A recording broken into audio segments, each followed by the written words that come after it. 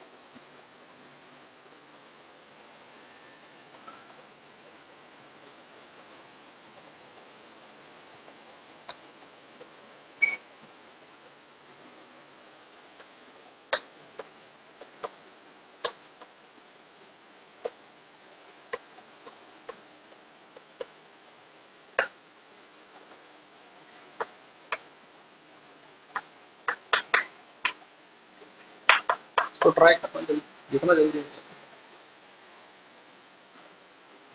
सके। इस क्वेश्चन को ट्राई करो, उसके बाद हम आगे बढ़ते हैं।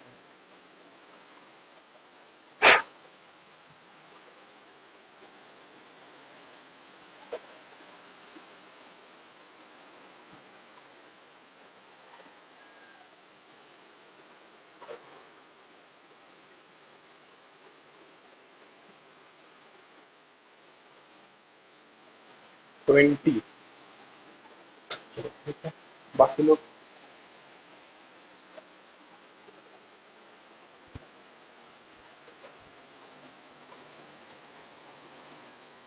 20 आ रहा है।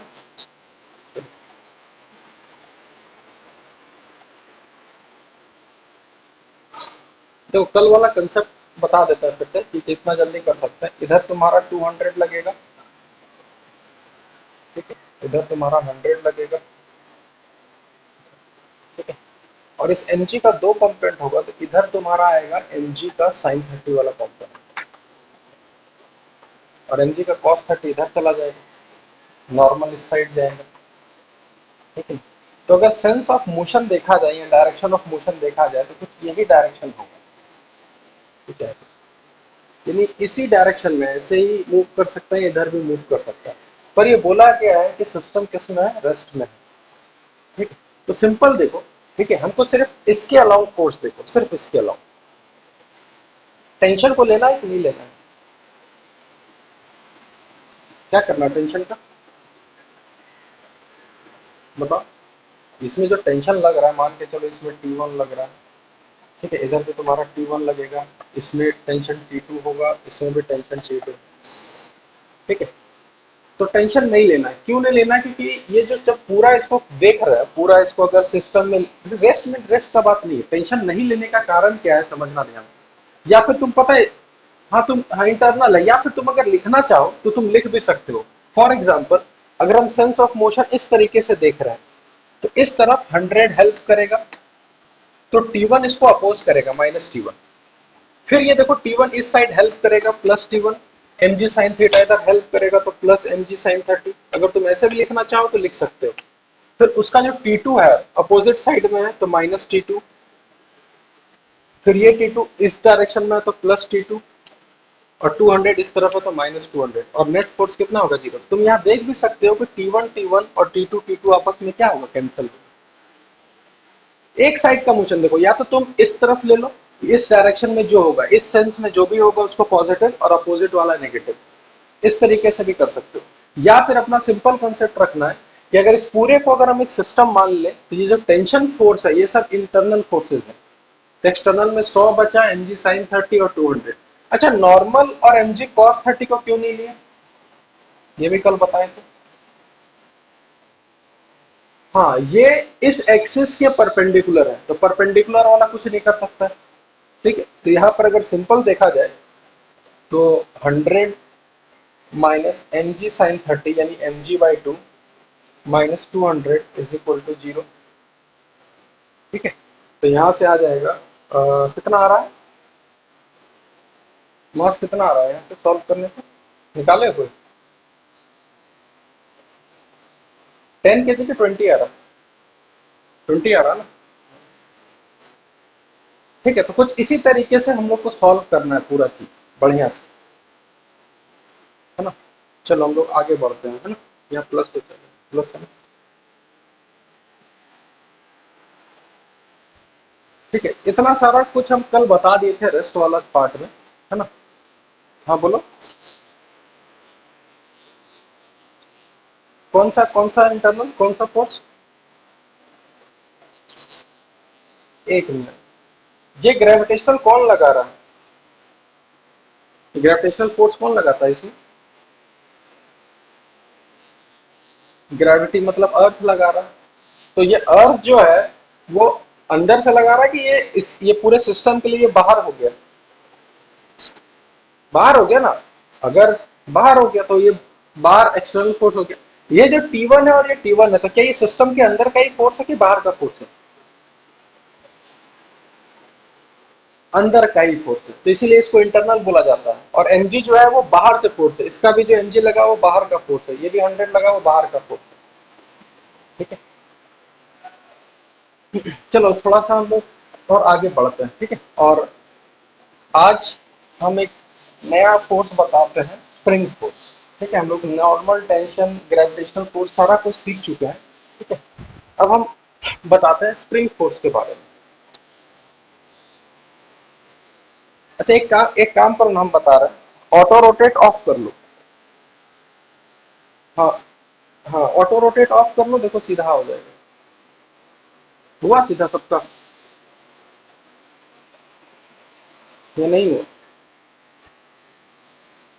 हो गया ना सबका। हाँ ऑटो रोटेट ऑफ कर लिया करो, ठीक है, और माइक भी ऑफ कर लिया करो। चलो,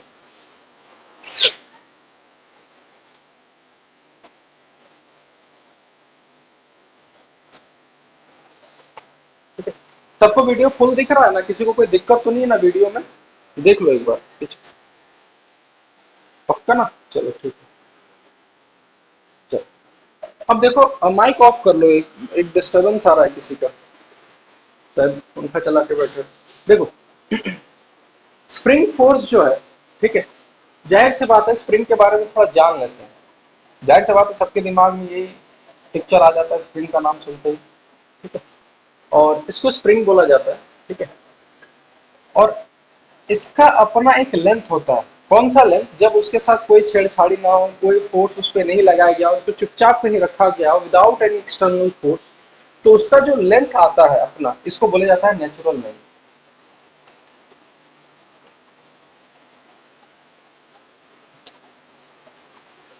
ठीक है, अब इस स्प्रिंग को अगर हम कहीं अटैच करते हैं, अच्छा एक चीज और, क्या स्प्रिंग के एक एंड से फोर्स लगाने से स्प्रिंग खींचा जा सकता है, हाँ या ना।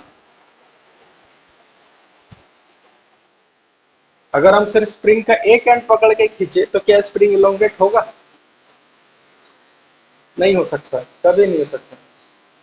हाँ, हाँ उसको अटैच करना होगा, अटैच करना होगा हाँ, इसका मतलब ये है कि जब हम स्प्रिंग को ऐसे बनाते हैं मास के साथ, तो एक एंड इधर अटैच रहता है, यानी इधर भी फोर्स लगता है और इधर भी फोर्स लगता है, यानी स्प्रिंग को इलोंगेट करने के लिए हमको दोनों एंड पे फोर्स लगाना होगा।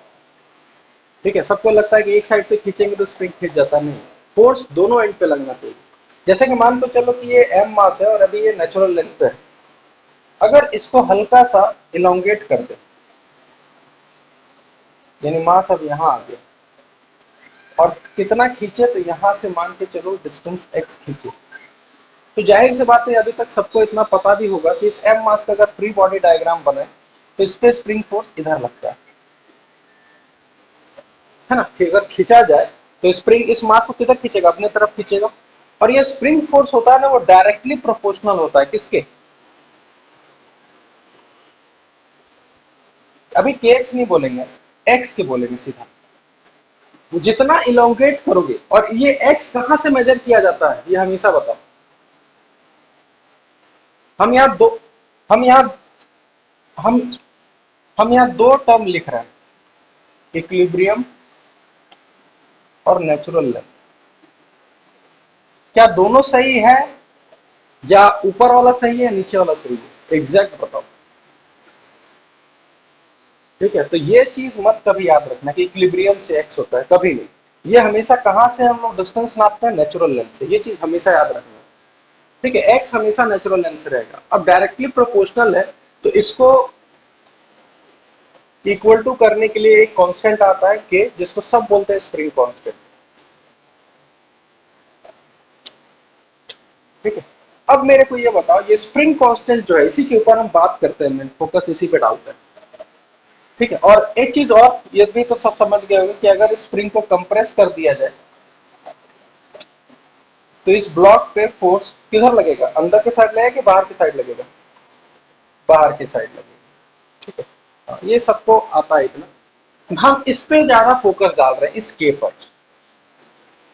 ठीक है, इसको स्प्रिंग कांस्टेंट बोला जाता है। अच्छा, ये स्प्रिंग कांस्टेंट डिपेंड किस पे करता है?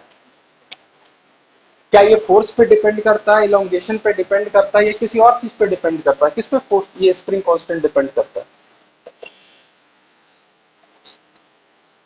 मतलब सिर्फ मटेरियल पे डिपेंड करेगा? चलो एक चीज बताते हैं।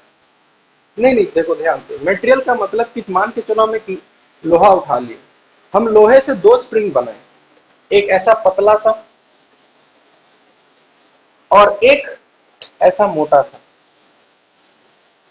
दोनों लोहे का ही बना हुआ, मटेरियल दोनों का सेम है, क्या दोनों का के सेम होगा कि अलग अलग होगा? अलग अलग होगा। हाँ, तो इसका मतलब ऐसा नहीं बोलेंगे कि आप थिकनेस पे, हम सिंपल बोलेंगे कि जो स्प्रिंग कांस्टेंट डिपेंड करता है वो मटेरियल पे तो करेगा ही करेगा, प्लस डायमेंशन पे भी डिपेंड करता है कि उसका डायमेंशन कैसा है। यानी कि जैसे कि स्प्रिंग देखो कितना टाइप का होता है। एक हम लोग पेन का स्प्रिंग देखते हैं जो हाथ से ऐसे उसको हम दबा सकते हैं।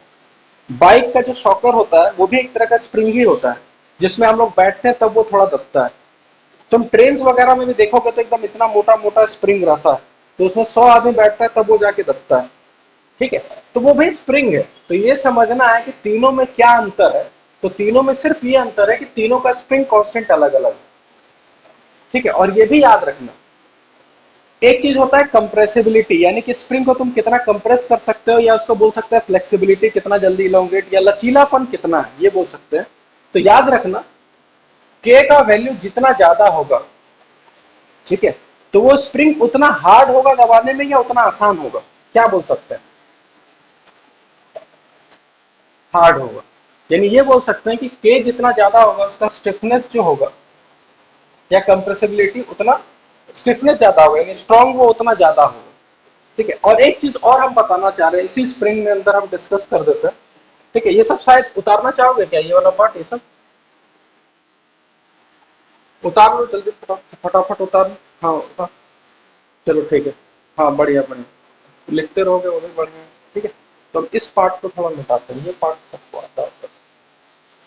ठीक है, तो हम ये बताना चाह रहे हैं कि मान के चलो ये स्प्रिंग है, जिसका स्प्रिंग कांस्टेंट के है। अगर हम इसको दो पार्ट में काट देते हैं, एक इतना छोटा सा बचा और एक इतना बड़ा सा बचा, तो स्प्रिंग को अगर हम दो पार्ट में काट दिए, ठीक है, तो क्या अभी भी दोनों का स्प्रिंग कांस्टेंट के ही रहेगा, या अलग अलग हो जाएगा?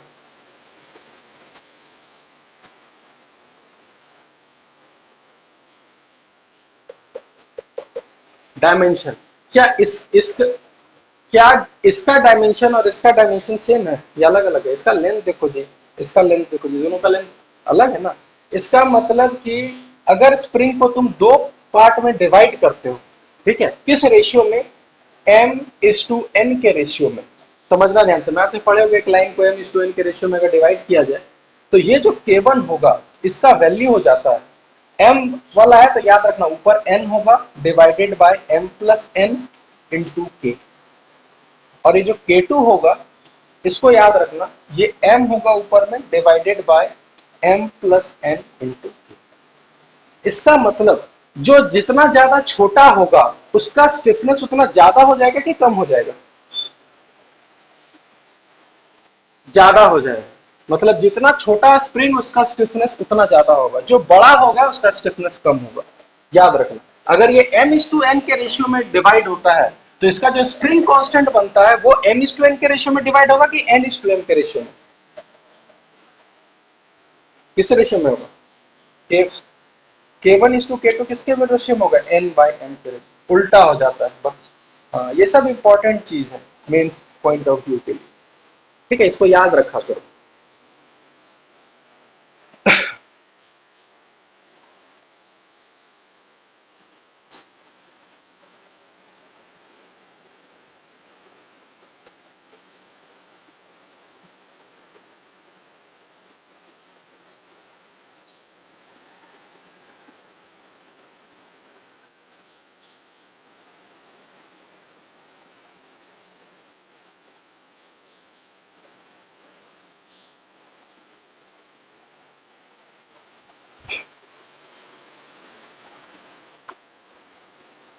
चलो ठीक है, उतार ली सब कुछ। हाँ आराम। हाँ ठीक ठीक।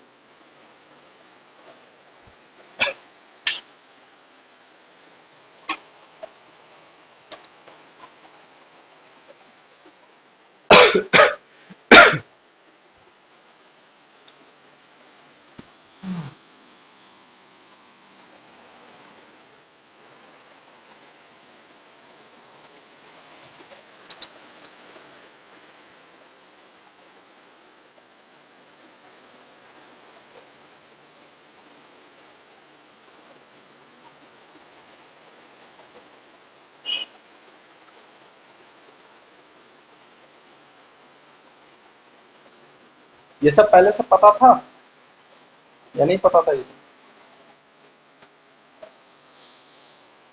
हाँ, ये सब बहुत, हाँ ये सब थोड़ा इंपॉर्टेंट चीज है। ठीक है, ठीक है, सब हम आगे यूज करेंगे क्वेश्चन में, इसलिए हम यही बता दें सारा स्क्रीन के बारे में। चलो ठीक है, और कुछ कुछ चीज हम बताते हैं जो पता होगा या नहीं भी पता होगा लेकिन वो बहुत ज्यादा इंपॉर्टेंट है। ठीक है?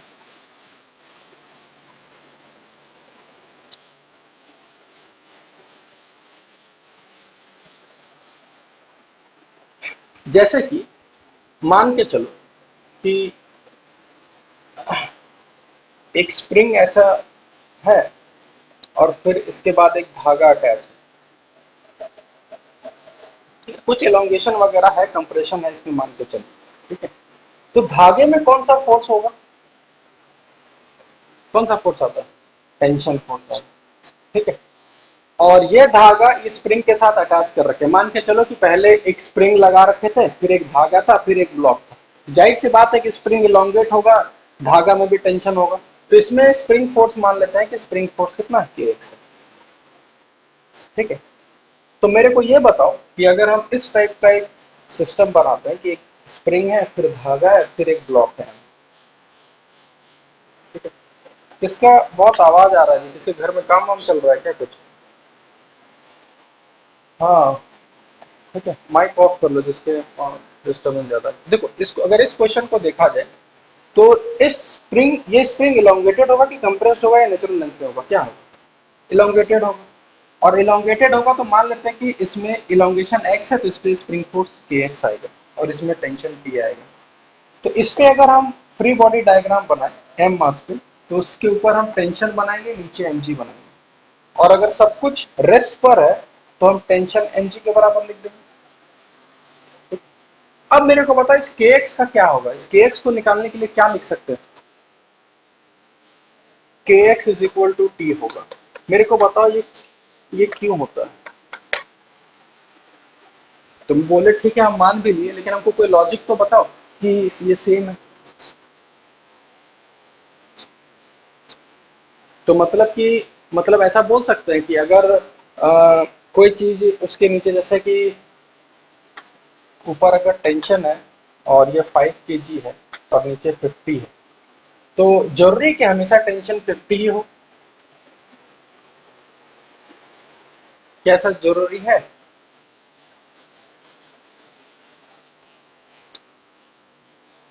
देखो एक चीज आप यहाँ बोल सकते हैं कि ये पूरा चीज इक्विलिब्रियम में है, तो इक्विलिब्रियम में का मतलब है कि ये पॉइंट भी रुका रहेगा, और इस पॉइंट पे अगर हम फ्री बॉडी डायग्राम बनाए तो इधर टेंशन जिधर धागा उधर टेंशन, और ये स्प्रिंग जो होगा इलोंगेटेड होगा तो इस तरफ अपना के एक्स लगाएगा, तो यहाँ लिख सकते हैं टेंशन इज इक्वल टू के एक्स। ठीक है, अब समझना एक चीज और, ठीक है, कि मान के चलो कि ये पूरा पार्ट में हम मूव करवा रहे हैं, ये जो एम मास मान के चलो कि ये इधर भी एक ब्लॉक ब्लॉक लगा हुआ था इस टाइप से, और मान के चलो कि अब ये एक्सेलरेट कर रहा है, ऐसे समझो, तो ये पॉइंट अब रुका रहेगा कि मूव करेगा,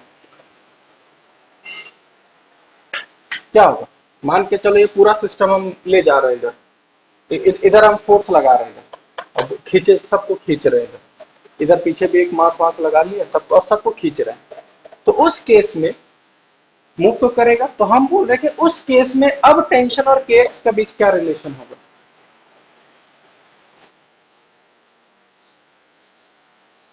हाँ, तो बस यही चीज याद रखना है कि भले वो चीज रुका हो चाहे मोशन में हो, हमेशा याद रखना, क्या याद रखना है?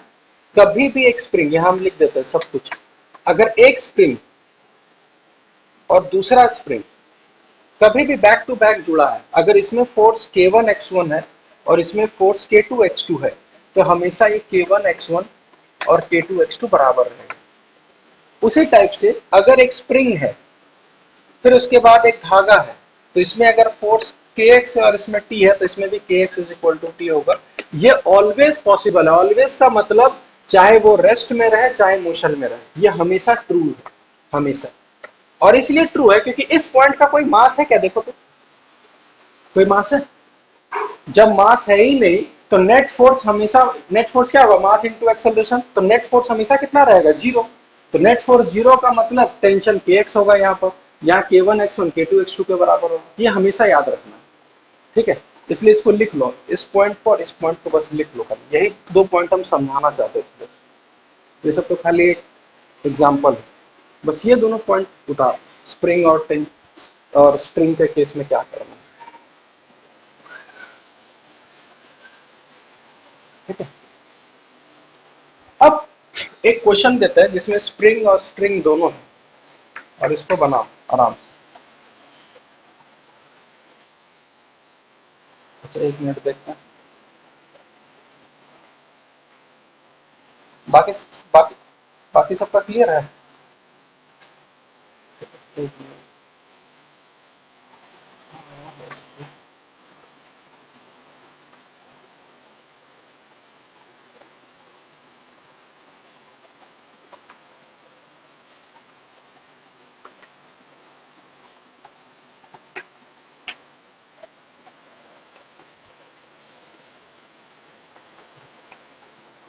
ठीक है, कुछ इस टाइप का सिस्टम, ठीक है, मेरे को देख के बताओ पहले, ये सिस्टम, हम क्वेश्चन में कुछ नहीं लिखा है कि सिस्टम रेस्ट में कि मूव कर रहा है, तुम देख के बताओ कि ये सिस्टम रेस्ट पे रहेगा या मूव करेगा?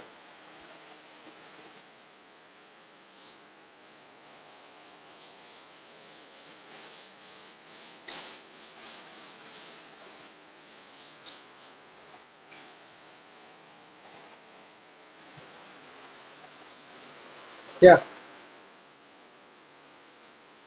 नहीं नहीं, वो मत सोचना कि इसको यहाँ से छोड़े पहले 10 kg नीचे जाएगा, हम बात कर रहे हैं कि फाइनली, मतलब सब कुछ होने के बाद, ठीक है, सब कुछ एकदम होने के बाद थोड़े थोड़े देर के बाद अगर हम देखेंगे तो उस केस में, ठीक है, देखो बहुत लोग का दिमाग ऐसा चलता भी है कि यहाँ से 10 kg छोड़ेंगे तो पहले स्प्रिंग इलोंगेट होगा, ना ना, वो सब नहीं पढ़ना है। कभी भी बोलेगा कि हमेशा सोचना है कि बाद में क्या होगा, यानी कि फाइनली हमेशा सोचना है, नहीं तो पहले क्वेश्चन में क्लियर कर देगा, it is release from natural length. तो सिंपल बोलेगा कि सिंपल अगर तुमको देखने ऐसे बोलेगा कि इफ फाइंड द इलोंगेशन और compression in the spring in the system, अगर सिर्फ इतना ही लिखा हुआ है तो सिंपल सोचना है कि फाइनली देखना है, नहीं तो वो पहले क्वेश्चन में लिख देता कि भाई कहां से छोड़े क्या किए। तो फाइनली मेरे को बताओ, ये सिस्टम चलता हुआ नजर आएगा कि रुका हुआ नजर आएगा? क्या लगता है देख कर? जाहिर सी बात इधर 10 केजी है और इधर का लोड 10 केजी है और उधर का लोड 5 केजी पहले से और 15 केजी इधर है, तो क्या 10 केजी इधर 20 केजी उठा लेगा? कभी नहीं उठा सकता, है कि नहीं? इसका मतलब ये है कि तुमको यहाँ एनालाइज करना होगा, खुद पता लगाना होगा कि ये सिस्टम रेस्ट पर है सबसे पहले। अब पता चल गया रेस्ट पर है तो फिजिक्स का सब कुछ आ गया कि इस सिस्टम में जितना चीज होगा क्या सब पे नेट फोर्स जीरो होगा कि नहीं होगा? होगा। तो मेरे को अब बताओ कि दोनों में इलोंगेशन है कि कंप्रेशन है, और कितना इलोंगेशन कितना कंप्रेशन, जल्दी।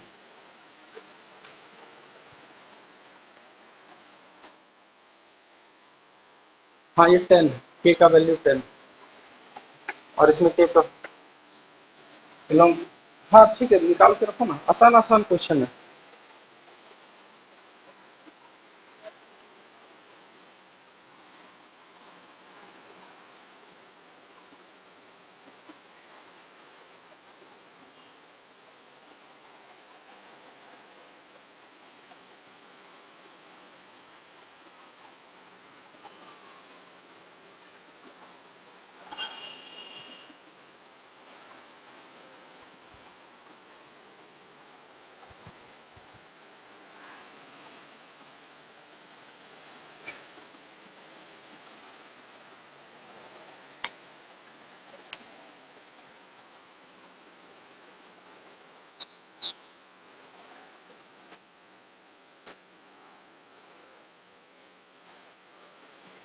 ठीक है एक बार देखते हैं हम भी निकाल के। क्या नहीं आ रहा ना, चलो देखो।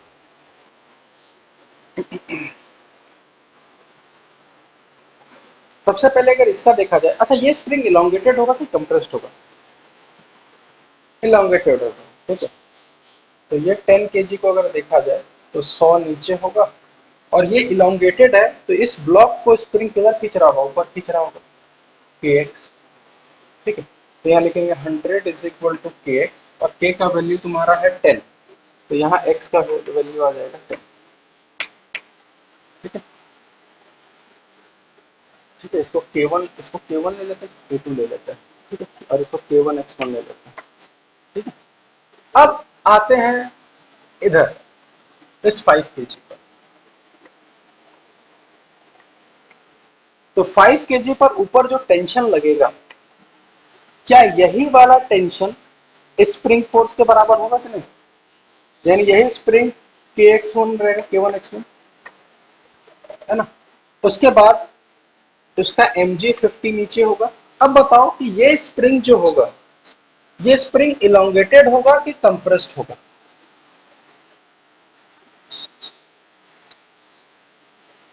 सोचो सोचो सोचो सोचो सोचो सोचो। देखो इसको सोचेंगे कैसे, कि मान के चलो अगर ये पार्ट नहीं होता तो ये 5 केजी नीचे जाता कि 5 केजी ऊपर जाता, ये बताओ। ऊपर जाता। तो जब ये ऊपर जाएगा तो ये स्प्रिंग को क्या करेगा? कम इलोंगेट करेगा। तो जब ये इलोंगेट होगा तो उस 5 केजी को ये नीचे खींचेगा, और कितने से खींचेगा? मान के चलते हैं के टू, ठीक है। और हम सिंपल एक इक्वेशन लिखेंगे, इस पे क्या लिखेंगे कि हम बोलेंगे नेट फोर्स जीरो है, तो k1x1 is equal to 50 plus k2x2। k1x1 किसके बराबर है? 100 is equal to 50 plus k2x2। उधर चल जाएगा तो ये 50 बन गया इज इक्वल टू k2x2, और k2 का वैल्यू कितना है? 5, तो यहाँ x2 का भी वैल्यू कितना आ गया? 10। समझ में आया कि नहीं आया? हाँ। किसको 50? इसको। देखो अब देखो इस 15 केजी का अगर हम बनाते, समझना ध्यान से कि मेरे को क्या दिक्कत और क्या महसूस होता। तो 15 केजी पे एक नॉर्मल ऊपर लगता, देखिए कॉन्टैक्ट में, और स्प्रिंग फोर्स इलोंगेटेड रहता तो 15 केजी को ऊपर खींचता हूँ, कितने से? k2x2, और नीचे इसका रहता एम जी, कितना? 150। अब बताओ अगर हम इस पे इक्वेशन लिखते हैं, तो इक्वेशन हम क्या लिखते हैं? एन प्लस, हाँ, n plus k two x two is equal to 150। अब तुमको के टू एक्स टू भी नहीं पता और नॉर्मल भी नहीं पता, तो डायरेक्ट इससे तो नहीं निकला था। लेकिन इस पे देखो k2x2 पता चल गया, k2x2 किसके बराबर है? 50। तो तुम अगर यहाँ normal plus 50 is equal to 150, तो नॉर्मल का वैल्यू कितना हो गया इसका? तुम डायरेक्ट अगर इसका बनाते तो फिर फंस जाते, तो तुमको फिर इसका बनाना ही पड़ता। समझे कि नहीं? हम्म। यही सबको दिमाग लगाना है, यहाँ यही सबको दिमाग लगाना है कि ये कैसे होगा। तो तुम ऐसे समझो कि अगर ये चीज नहीं होता, अगर ये पूरा कंप्लीट चीज नहीं होता, तो ये 5 kg रुका रहता कि 5 kg ऊपर जाता? ऊपर जाता। तो जब ये ऊपर जाएगा तो स्प्रिंग को इलोंगेट करेगा ही करेगा, तो एक समय में 5 kg रुकेगा कि नहीं रुकेगा? रुकता। अब अगर हम यही बात करें कि अगर यही 5 kg 15 kg होता फॉर एग्जाम्पल, तब तब क्या होता? ये कंप्रेस होता। तब ये क्या होता? 10 kg को ऊपर खींचता और 15 kg नीचे के कंप्रेस होकर यहाँ रुका रहता। तो उस केस में ये कंप्रेस रहता, लेकिन ये वाला स्प्रिंग कंप्रेस होगा कि लॉन्गेटेड रहता? वो इलोंगेटेड ही रहेगा।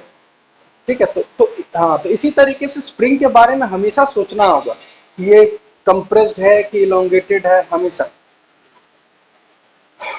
समझ में आया स्प्रिंग का कुछ कहानी? चलो, तो एक क्वेश्चन हम बढ़िया सा कुछ देते हैं, तुम इसको आप ट्राई करो अपने एंड से बनाने का। ठीक है।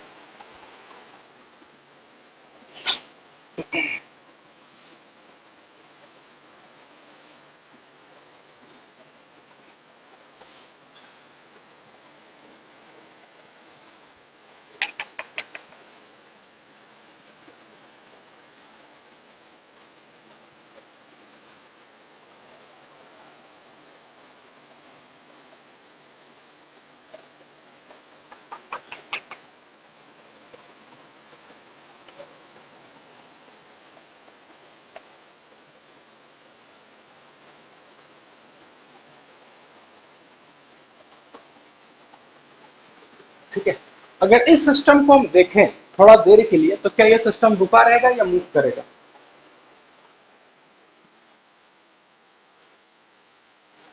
मूव करने के बाद मूव करता ही रहेगा, मतलब मूव करता ही रहेगा कि कहीं कहीं पे रुकेगा वो?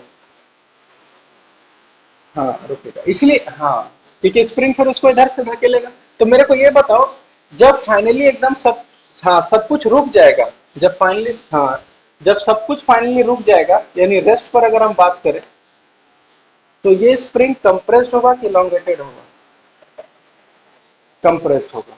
इसमें कोई नहीं, क्योंकि ये बॉल नीचे आने का ट्राई करेगा, ये इधर जाने का ट्राई करेगा, तो ये कुछ कंप्रेस्ड पोजीशन में होगा। हमको बताओ, find the compression in the spring. बहुत बढ़िया क्वेश्चन है, अपने एंड से ट्राई करो और देखो कि बना पा रहे हो कि नहीं।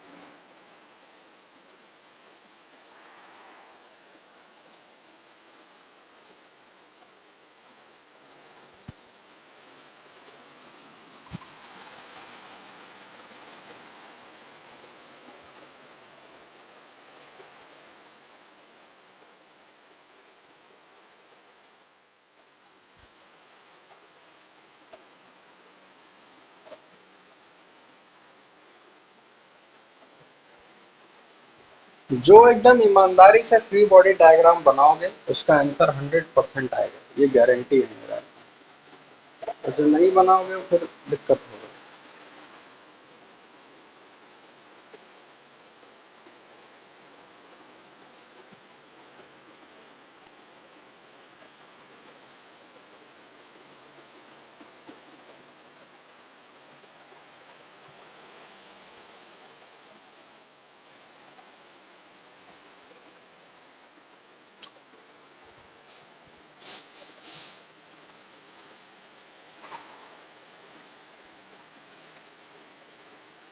और इस देखो, ये जो क्वेश्चन है ना, हम पहले बता रहे हैं, अगर आराम से फ्री बॉडी डायग्राम बना के बनाओगे, नो डाउट थोड़ा लंबा जाएगा, बनेगा।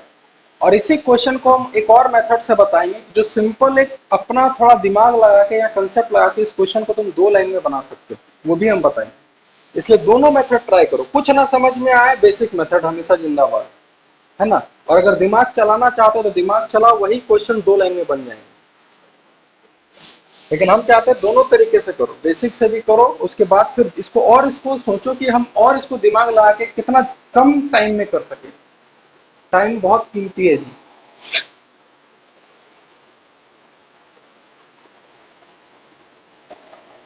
जिसका आंसर आए वो मेरे को इन्फॉर्म करो।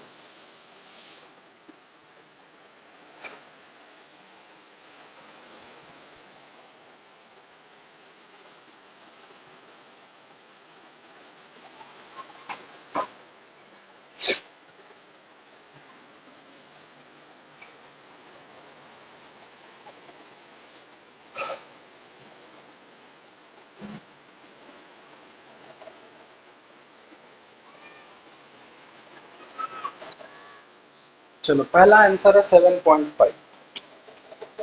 चलो इसको ऑप्शन ए बना देते हैं, बाकी लोग भी ट्राई करते रहो।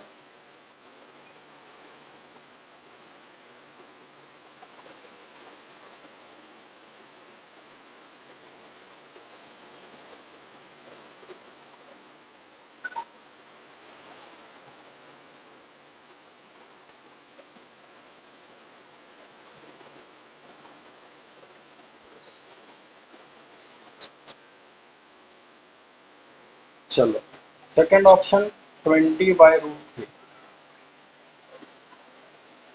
चलो आगे बढ़ते रहो,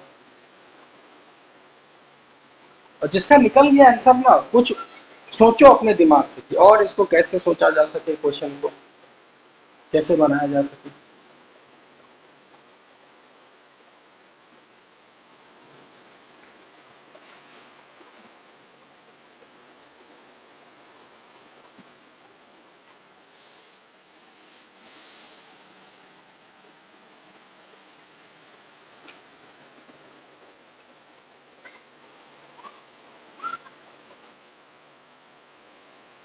10√3।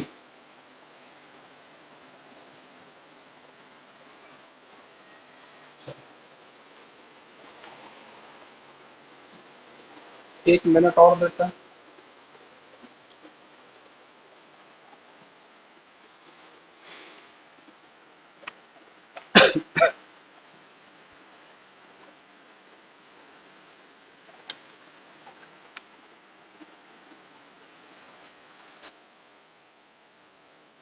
√3/4। √3/4 रूट के अंदर है कि बाहर? अच्छा रूट। चलो ठीक, 10√3। चलो अब हम बताते हैं कि इस क्वेश्चन को कैसे बनाया जाए। मान के चलो कि हमको कुछ नहीं आता और हमको बेसिक तरीके से जो सर सिखाए वही हम बनाते हैं, उससे देखते हैं कि आंसर अगर इसका हम बनाए तो एक नॉर्मल इधर लगेगा N1 जो दीवार लगाएगा, एक इधर लगेगा ये N2, और इसका अपना एक Mg। इसको ऐसे रहने देते हैं, इसका बनाते हैं। इस पे एक N2 इधर लगेगा, N3 ऊपर के डायरेक्शन में लगेगा, इसका एक Mg नीचे होगा 100, और स्प्रिंग कंप्रेस्ड होगा तो इस वेज को स्प्रिंग किधर धकेल रहा होगा, राइट साइड या left side? Left side. Left side. Hello, हाँ क्लास में हम करते हैं थोड़ी देर में, ठीक है। तो ये लेफ्ट साइड होगा, इसका भी बन गया, है ना।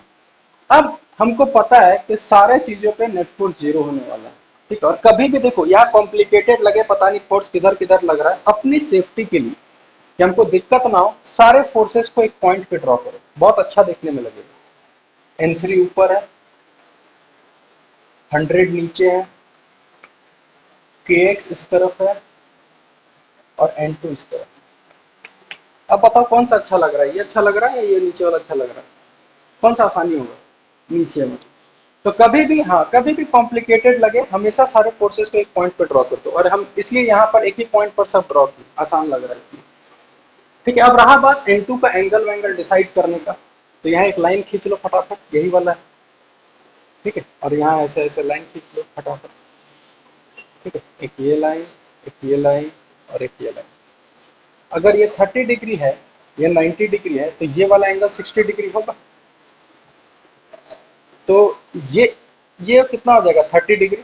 तो ये वाला लाइन और ये वाला लाइन, ये 30 है तो ऊपर वाला भी 30 ही होगा क्या। तो अगर हम यहाँ पर एक्सिस ड्रॉ करें, क्या यही N2 वाला लाइन ये वाला लाइन है, देखो तो। अब तो क्या यही वाला एंगल देखो 30 डिग्री है। ठीक है, तो इस पे जाएगा N2 cos 30, यानी डायरेक्ट लिखते हैं N2 रूट 3/2, और इधर आएगा N2 sin 30, यानी डायरेक्ट लिख देते हैं N2/2। ठीक है, और न्यूटन थर्ड लॉ बोलता है इक्वल एंड अपोजिट, तो बार बार यहाँ एंगल निकालने का जरूरत नहीं है। अगर N2 रूट 3/2 इसमें ऊपर है तो बोल सकते हैं इसका N2 रूट 3/2 नीचे होगा, सीधा। बार बार कहाँ एंगल निकालने का झमेला करेंगे। और N2/2 उधर है तो इसका N2/2 इधर होगा। या फिर जिसको नहीं समझ में आया तो बोल सकते हैं कि अगर ये 30 डिग्री है तो क्या बोल सकते हैं ये वाला भी 30 डिग्री होगा। देखो, ठीक है, अब सब कुछ हम लिख दिए, N2 का कॉम्पोनेंट भी कर लिए। अब रहा बात इक्वेशन का, एंगल ये वाला ये समझ में आया 30 डिग्री। तो तुम सोचो अगर ये वाला यही समझ में नहीं आया तो थोड़ा पीछे आओ। हम क्या किए, ये पॉइंट कॉन्टैक्ट में था, तो ये N2 इसी के डायरेक्शन में है, देखो तो N2 इसी लाइन में है। और हम क्या किए, एक एक्सिस बना दिए, एक्स एक्स वाई एक्सिस और एक्स एक्सिस। ठीक है, और फिर क्या किए कि ये 30 डिग्री तो दिया हुआ है, तो ये 90 हो जाएगा, तो ये वाला एंगल कितना होगा 60। तो ये 60 होगा, तो ये वाला एंगल फिर कितना बोलोगे 30। तो अगर ये 30 है तो वर्टिकली अपोजिट एंगल 30। तो यही वाला 30 और ये वाला 30 दोनों सेम है कि अलग अलग है, सेम है। तो अगर ये 30 है तो इसका अपोजिट वाला भी 30, देखो ये ऊपर वाला 30 था ना, तो ये 30 है। ठीक है, अब रहा बात इक्वेशन का सिंपल। तो अगर हम लिखें तो इस एक्सिस में लिखेंगे N1 is equal to N2/2, पहला इक्वेशन। अगर इस साइड देखें अगर हम, तो N2 root 3/2 is equal to 50। तो यानी यहां से अगर इन दोनों को सॉल्व किया जाए तो N2 का वैल्यू आ जाएगा 100/√3, और N2 का वैल्यू यहां पुट करें तो N1 का वैल्यू कितना आएगा बताओ, 50/√3 लिख दो। इन दोनों इक्वेशन से N1 N2 आ गया। चलो, अब जब N1 N2 आ गया तो बताओ इस एक्सिस में क्या इक्वेशन लिखोगे नेट फॉर जीरो का, बताओ।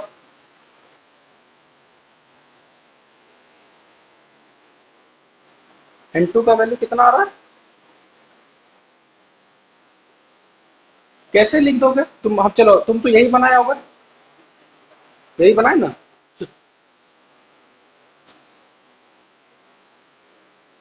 अच्छा, और N3 को छोड़ दिए। हाँ, N3 को नहीं छोड़ना है ना जी। हाँ, तो अगर हम इस एक्सिस में देखें, इस एक्सिस में, तो हम लिखेंगे N2/2। हाँ बोलो बोलो, कौन सा, ये वाला, ये वाला, इधर इधर, कौन सा, ये वाला। हाँ, ये इक्वेशन कैसे लिखे देखो। हाँ, जब हम N2 का दो कंपोनेंट कर दिए, इधर का N2 cos 30 यानी N2 रूट 3/2, और इधर N2 sin 30 यानी N2/2। ठीक है, तो इसको कंपोनेंट करने के बाद इसको भूल जाना है। ठीक है, तो हम बोलेंगे ये वाला इसको बैलेंस कर रहा होगा, देखो ये रहा इक्वेशन, और ये वाला N1 जो इधर है वो इसको बैलेंस कर रहा होगा, ये वाला इक्वेशन। बस उसको क्या है, उसके बाद तो बस मैथ से इधर 2 मल्टीप्लाई हुआ, √3 नीचे आया, N2 100/√3, N2 को यहाँ रख दी। चलो देखते हैं देखते हैं देखते हैं। ठीक है, तो हाँ, तो N1 आ गया 50/√3। ठीक है, अब देखते हैं इसमें, तो इसमें जब N2 का कंपोनेंट कर चुके हैं तो सिर्फ x एक्सिस में देखो, क्या N2/2 को kx लिख सकते हैं, देखो तो। और N2/2, जो N2/2 है, तो N2 को डिवाइड करेंगे 2 से, इसका मतलब 50/√3 हो जाएगा, इज इक्वल टू के इंटू एक्स। और के का वैल्यू कितना है 5। तो 5 को अगर हम यहाँ पुट करें तो एक्स का वैल्यू 10/√3 आएगा कि नहीं आएगा देखो।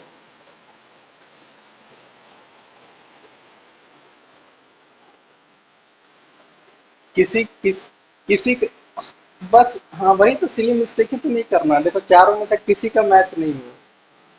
अब देखो ध्यान से, अब हम देखो हम समझाना क्या चाह रहे हैं उसको देखो खाली, कि जब हम बेसिक मेथड से किए, नो डाउट आंसर आया, पर यहाँ थोड़ा रास्ता लंबा पड़ गया। आंसर आएगा नो डाउट, और इसमें तुम स्पीड बढ़ा सकते हो तो बढ़ाओ, कोई दिक्कत नहीं। हम इसको 1 मिनट में बना सकते हैं, स्पीड है मेरा। तुम लोग भी ट्राई करो कि स्पीड बढ़ा के जल्दी करने का। अब मान के चलो जिसके पास स्पीड नहीं है लेकिन दिमाग है, तो उस क्वेश्चन को कैसे किया जा सकता है। ठीक है, इसको उतार लो पहले, उसके बाद हम डिस्कस करेंगे। इसको उतारो अच्छे से।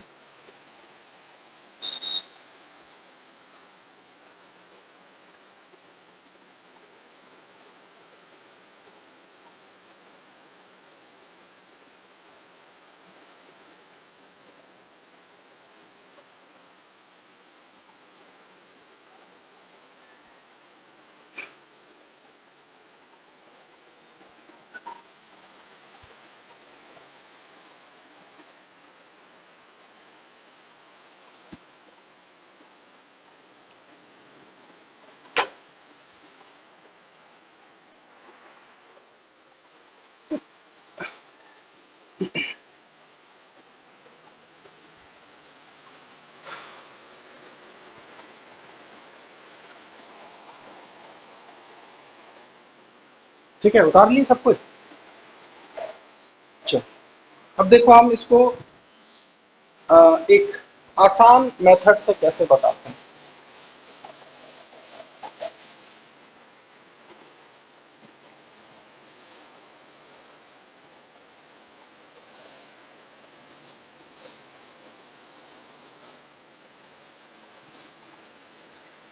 ठीक है, समझना ध्यान से बस तुम, कि अगर हम ये करें कि इसको इसको और इसको इधर एक इसको सिस्टम मान लेते हैं पूरा, इसके अंदर ये पूरा पैक हो गया, पूरा सिस्टम बन गया। ठीक है, तो बताओ उस सिस्टम का अगर हम फ्री बॉडी डायग्राम बनाए, उस पूरे सिस्टम का, ये पूरा सिस्टम बन गया मेरा, तो बाहर से कौन कौन फोर्स लगेगा, तो बोल सकते हैं कि बाहर से इधर से एक स्प्रिंग फोर्स, और ये कंप्रेस्ड है, इसका मतलब क्या ये स्प्रिंग फोर्स इस साइड लगेगा, देखो एक के एक्स लगेगा। ठीक है, के एक्स उधर से लगा, और इस पर देखो यहाँ एक नॉर्मल ऊपर लगेगा एन डैश, और कोई नॉर्मल लगेगा बाहर से, देख के बताओ बढ़िया से,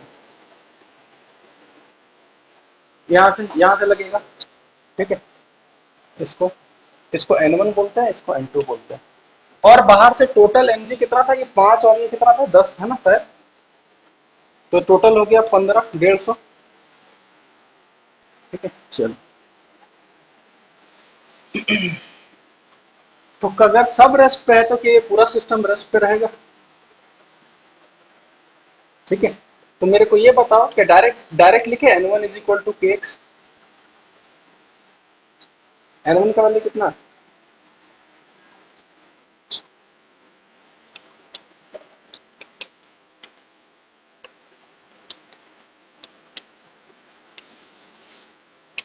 आया। हाँ तो तो थोड़ा सा आसानी होगा कि नहीं होगा अगर हम, अच्छा बॉल को बनाने में कितना टाइम लगेगा तुमको ये बताओ। तो बॉल को एक बनाएंगे इधर N1, इधर बनाएंगे N2, और इधर बनाएंगे Ng, तो N1 निकालने में तुमको कितना टाइम लगेगा जरा बताना जरा। मतलब इस प्रोसेस से आसानी हो रहा है या मतलब फालतू प्रोसेस लग रहा है।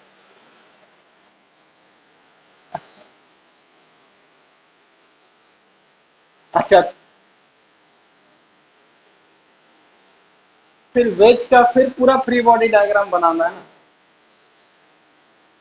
अच्छा, इसमें कंपोनेंट करना पड़ा। हाँ, तो यही बोल रहे हैं, उस वेज का तुम देखे होगे कितना कॉम्प्लिकेटेड था, और तुम जब इसको देखोगे तो थोड़ा आसान है। तो यही बोल रहे थे कि सिस्टम मानने से आसानी होगा, ऐसा नहीं बोल सकते कि आसानी नहीं है। ठीक है, चल। क्या क्या? ये N2 निकाल के हमको देखो, देखो इसको बना के हम N1 N2 निकाल सकते हैं, लेकिन हमको मेन जरूरत किसका है? खाली N1 का ही जरूरत है। ठीक है, इसलिए हमको N1 से डायरेक्ट निकाल के हम आंसर बना देंगे। N2 हमको निकालने का उतना मेहनत ही नहीं करना। ठीक है, चल। ना ना ना ना, इस ये N2 नहीं होगा, इसको मानो N डैश, क्योंकि सिस्टम के लिए ये नॉर्मल पता है, वो टोटल N2 का एक कंपोनेंट और N4 दोनों को मिला के होगा, समझे? इसलिए इसको N डैश मानो। हाँ। हम्म। हाँ सही है, लेकिन इसीलिए तो हम यहाँ एंडेस लिखे, इसीलिए बोल रहे हैं यहाँ एंडेस लिखे। ये एंडेस क्या है पता है? जब तुम पूरा नॉर्मल देखोगे, इसको और इसको लेके, तो एक तो तुम्हारा ये जो नॉर्मल लगेगा, ये याद करो, ये टोटल N3 था, याद है?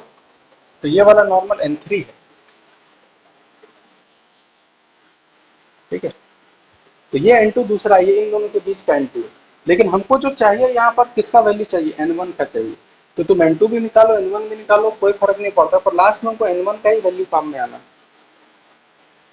जो इससे निकल जाएगा आराम से। नहीं निकलेगा?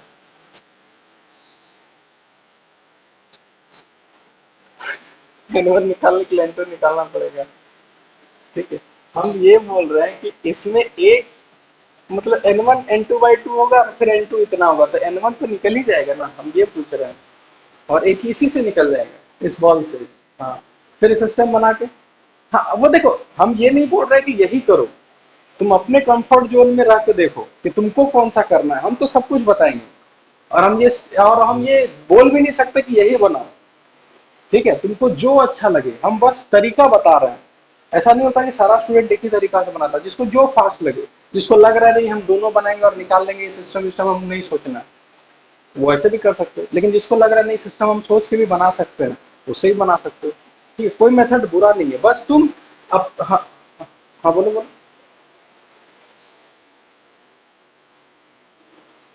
अरे तो वही बोल रहे हैं कि इस पे फ्री बॉडी डायग्राम बना के तुम N1 N2 N1 निकाल सकते हो कि नहीं निकाल सकते, हम ये बोल रहे हैं। दो इक्वेशन से दो अननोन होगा, तो N1 N2 नहीं निकलेगा। वही तो हम समझा रहे थे।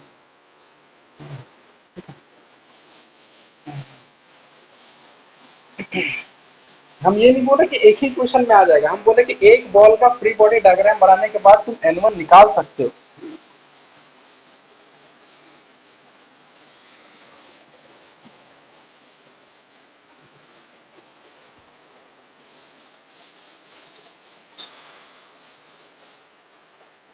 चलो देखो, अब हम लोग रेस्ट का क्वेश्चन काफी कर लिए, है ना?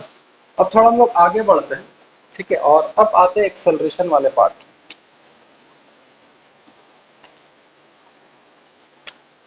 ठीक है, और एक्सेलरेशन वाले पार्ट में हम लोग को कैसे डील करना है? तो एक्सेलरेशन में एक सिंपल सा इक्वेशन रहता है, जो सबको पता होगा, net force is equal to mass into acceleration.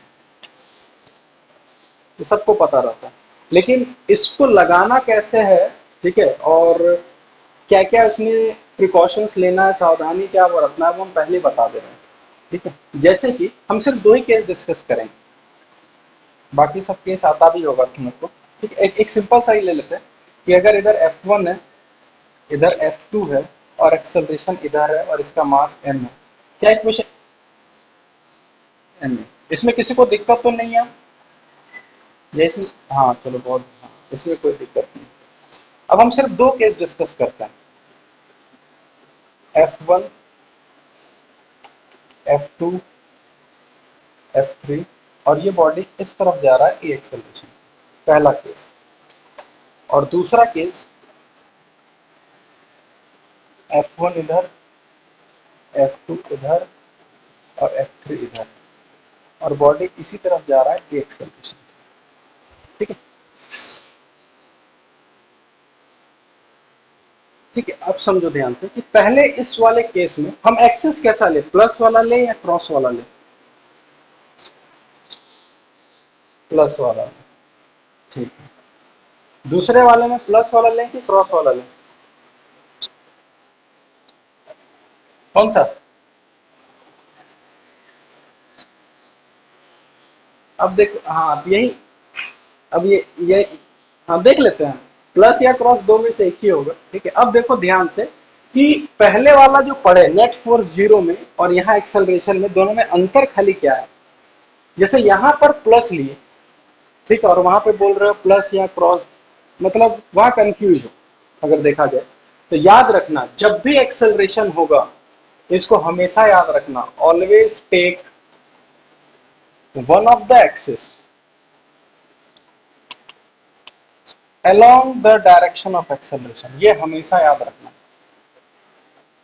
हाँ, उस मतलब कि जब नेट फोर्स जीरो था तब हम पे कोई रिस्ट्रिक्शन नहीं था, जिधर मन उधर एक्सिस लो, आंसर सबसे आता था। लेकिन यहाँ पर तुमको एक एक्सिस एक्सेलरेशन में लेना ही होगा। मान के चलो तुम एक्सिस ऐसा ले लिए, तो net force is equal to mass into acceleration लगाओगे किस एक्सिस में, बताना जरा। फिर दिक्कत होगा कि नहीं होगा। भले तुमको कंपोनेंट करने में आसानी हो गया, पर इक्वेशन लिखोगे किस एक्सिस में, एक्सेलरेशन तो इस एक्सिस में। तो इसीलिए हमेशा याद रखना। अब एक रिस्ट्रिक्शन तुम पे लग गया कि हमको हमेशा एक एक्सिस एक्सेलरेशन की तरफ ही मानना है। बस मेरा बताने का यही लॉजिक था और कुछ नहीं। ठीक है, इसको बस उतार लो। क्यों उतना, क्यों क्यों काम करेगा, पर क्यों उतना झमेला लेना। हाँ काम करेगा, कोई दिक्कत नहीं, काम करेगा हमेशा। हाँ हाँ हाँ हाँ। तो इसी, तो यहाँ यहाँ भी कर सकते हो, लेकिन उतना झमेला हम लोग को नहीं रखना है, इसीलिए हम बोल दिए हाँ कि हमेशा एक एक्सिस एक्सेलरेशन में लेना है। ठीक है, इसको उतार लो बस। बस अपने सेफ्टी के साइड चलना है।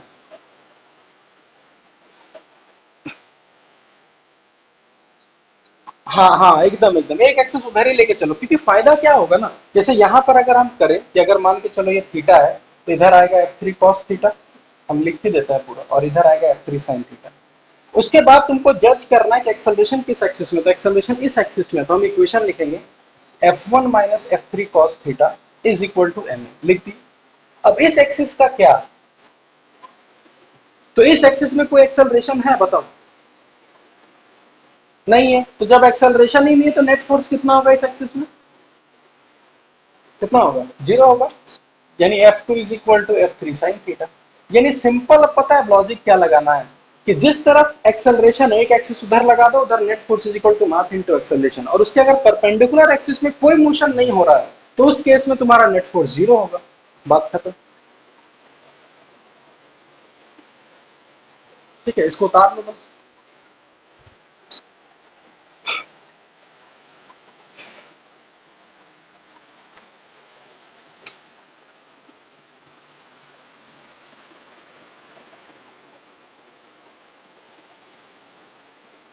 नेक्स्ट क्लास में थोड़ा इंटरेस्टिंग होगा, जब कंस्ट्रेंट पढ़ना स्टार्ट करेंगे ना, यानी नेक्स्ट क्लास के बाद एच सी वर्मा का तुम 80% क्वेश्चन बना सकते हो अपने आप।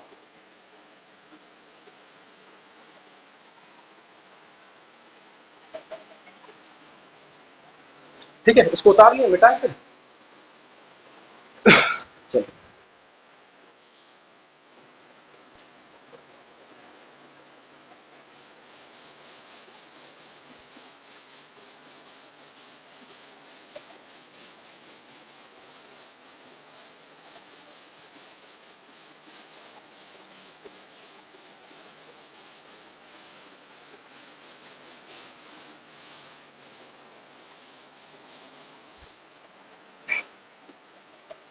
ठीक, अब देखो हम कुछ कुछ इसमें तरीका बताते हैं, और क्वेश्चन को कैसे आसान तरीके से बनाया जाए वो भी बताते हैं।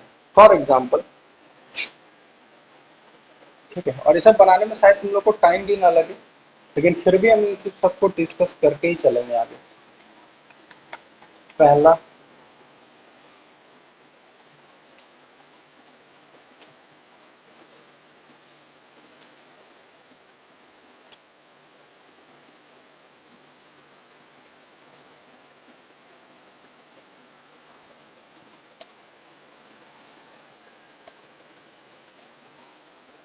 दूसरा,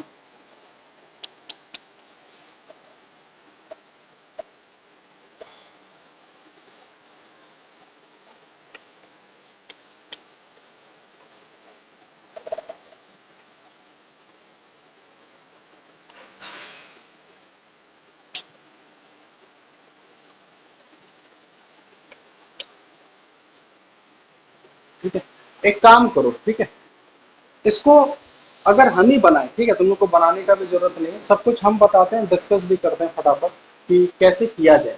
सबसे पहले हमको सबको पता है कि इसका अगर फ्री बॉडी डायग्राम बना जाए तो दोनों में टेंशन टी लगेगा, इधर 40 इधर 60, कुछ यही लगेगा। अच्छा, ये सिस्टम रुका रहेगा कि मूव करेगा, क्या होगा? मूव करेगा, ऑब्वियसली बात है। अब इधर 6 kg एक्सेलरेशन ए, ये ऊपर जाएगा एक्सेलरेशन, ठीक है। उसके बाद रहा बात इक्वेशन लिखने का, इस पे क्या इक्वेशन लिखोगे?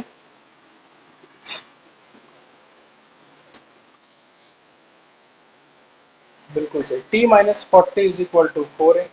और इस पे इक्वेशन हम लिखेंगे 60 - t = 6। दो दो इक्वेशन, दो वेरिएबल, टी टी कैंसल, 20, हाँ, ए का वैल्यू 2 मिल जाएगा।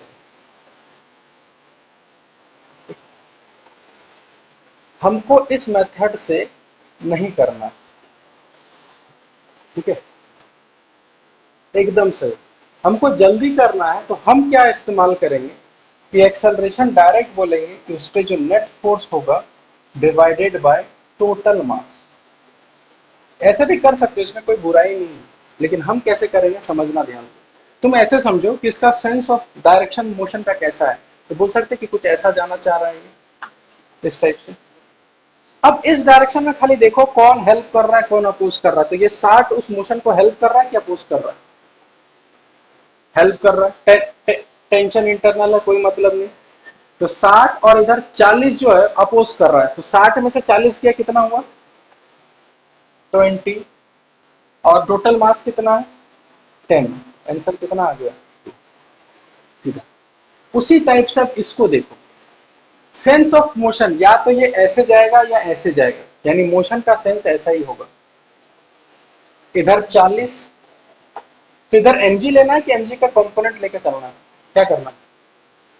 कंपोनेंट, तो यानी डायरेक्ट लिख दे 30। 60 का अगर 30 डिग्री है ये तो अब देख के बताओ, ये राइट साइड जाएगा कि लेफ्ट साइड जाएगा, किधर जाएगा? राइट साइड जाएगा। और कितने के नेट फोर्स से जाएगा राइट साइड? 10। 10, 40, 40 में से 30 गया, और टोटल मास कितना है? 10। एक्सेलरेशन,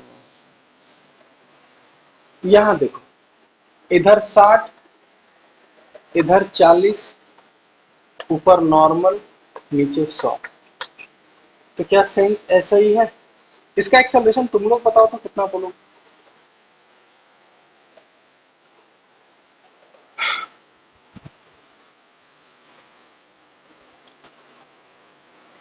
ठीक है, देखो ध्यान से, इसका नॉर्मल और इसका 100 कुछ नहीं कर सकता क्योंकि ये मोशन के परपेंडिकुलर है, ठीक है। तो उधर 60 हेल्प करेगा और 40 अपोज करेगा, तो नेट फोर्स हो गया 20, और टोटल मास भी कितना है? 20। एक्सेलरेशन, बस हम लोग को इस मेथड से पढ़ाना है। और कभी कोई पूछ दे कि बताओ ये टेंशन कितना है, तो उसके बाद जब एक्सेलरेशन निकाल लिए तो बस इस पे इक्वेशन लिखेंगे, सिंपल लिखेंगे, क्या लिखेंगे? 60 - t = 6a, और a का तो वैल्यू हमको पता ही है, तो यहाँ टेंशन का वैल्यू कितना आ जाएगा? 44, 54 शायद। समझे? तो ये मेथड अपने को चलना है, वरना पता है एक इक्वेशन इस पे लिखोगे, एक इक्वेशन इस पे लिखोगे, इस पे लिखोगे, 3 इक्वेशन, 3 अननोन सॉल्व करोगे, उस वो चीज नहीं करना, ठीक है। अब इसी मेथड को यूज करते हुए इसको मिटा दें या उतारोगे? हो गया ना, चलो। इसी मेथड को यूज करते हुए अब हम लोग देखो कितना वेराइटीज ऑफ क्वेश्चंस बना सकते हैं और कितना जल्दी।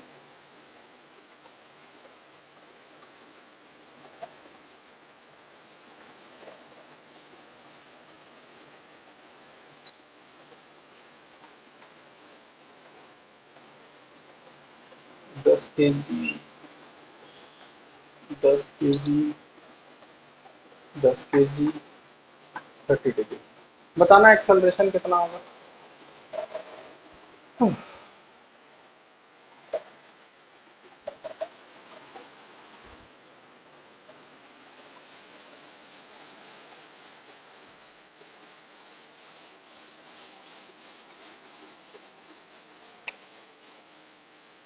5/3 बाकी लोग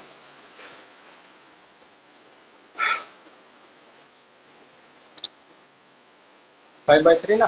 ठीक, इधर 100, इधर भी 100, और इसका 100 का इधर कंपोनेंट आ जाएगा 50। नॉर्मल एनजी कॉसी तक कुछ नहीं कर सकता।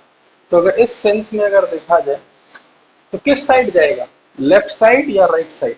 लेफ्ट साइड जाएगा। तो लेफ्ट साइड, हाँ, तो लेफ्ट में ये दोनों हेल्प करके 150 बनाएगा और 100 उसको अपोज करेगा, तो नेट फोर्स हो गया 50 और डिवाइडेड बाय, तो एक्सेलरेशन हो गया 5। ठीक है, अब याद रखना ये सब जो हम ये शॉर्टकट बताएं ये तभी तक काम करेगा जब एक्सेलरेशन इज सेम, तभी काम करेगा। कि आगे जब एक्सेलरेशन बॉडीज का अलग अलग हो जाएगा, जैसे यहाँ पर एक्सेलरेशन सेम होगा, ठीक है, यानी इस ये जितना नीचे जाएगा उतना ये नीचे आएगा, उतना ये ऊपर जाएगा, यानी तीनों का एक्सेलरेशन सेम। तो तभी ये जो तुम प्रोसेस बताएं ये तभी अप्लाई करना है जब एक्सेलरेशन सारा का सेम है, क्योंकि आगे आने वाले क्वेश्चंस में हम लोग कुछ इस टाइप का पढ़ें,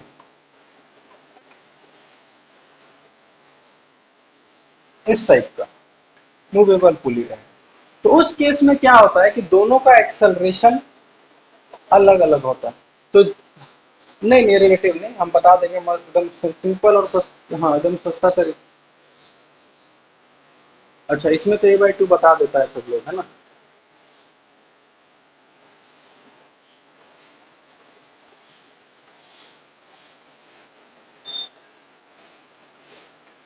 अब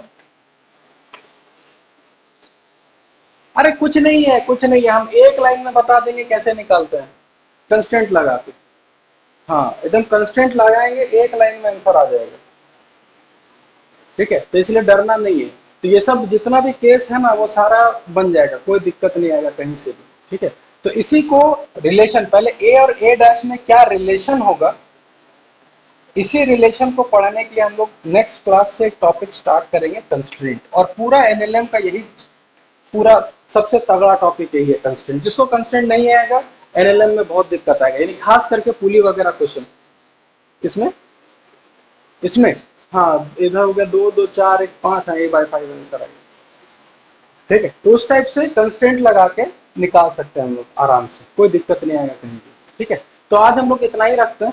ठीक है, और नेक्स्ट क्लास से हम कंस्टेंट स्टार्ट करेंगे, क्योंकि बीच में फिर रोकना पड़ेगा, फायदा नहीं है।